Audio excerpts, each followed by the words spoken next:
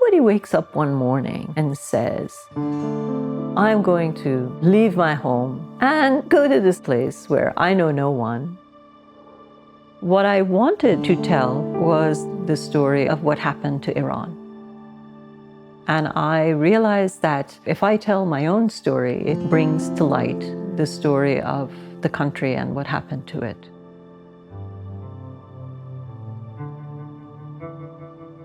The city to me looked wonderful. It was the heart of urban Tehran.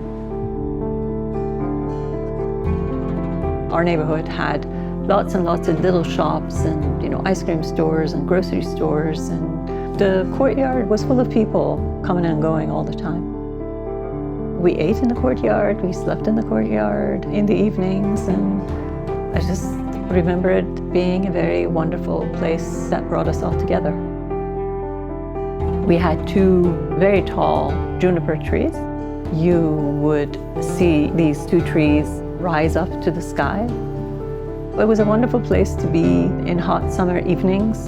The smell was wonderful, and you could lie there in the summer and pick gooseberries and read a book, which is what I did oftentimes.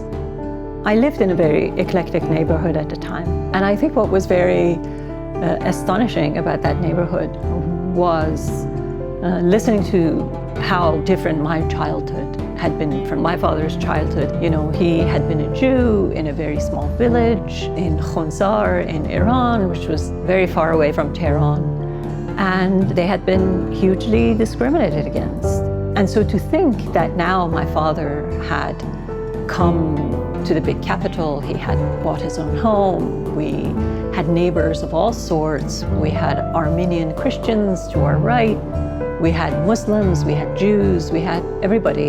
And we all socialized, met with each other, befriended each other, lent onions and tomatoes to each other.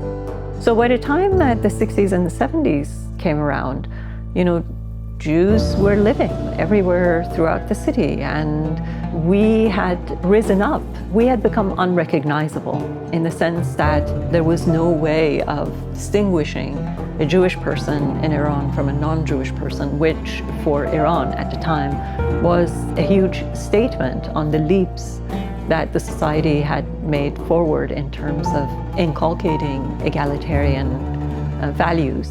So I think the idea that my father had lived that abject, bigoted life, and in the same lifespan he had managed to come to Tehran and create a vastly different life for his own children made him hugely proud and accomplished.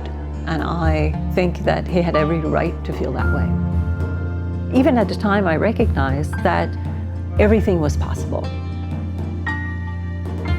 I think part of what we all as Americans sometimes miss about immigration is that we live here assuming that it's such a great country, which it is, that everybody automatically wants to give up whatever they had to be here. And that simply is not true, that human beings are not configured for wishing to uproot themselves in the middle of their lives and replant themselves in places they don't have any roots in.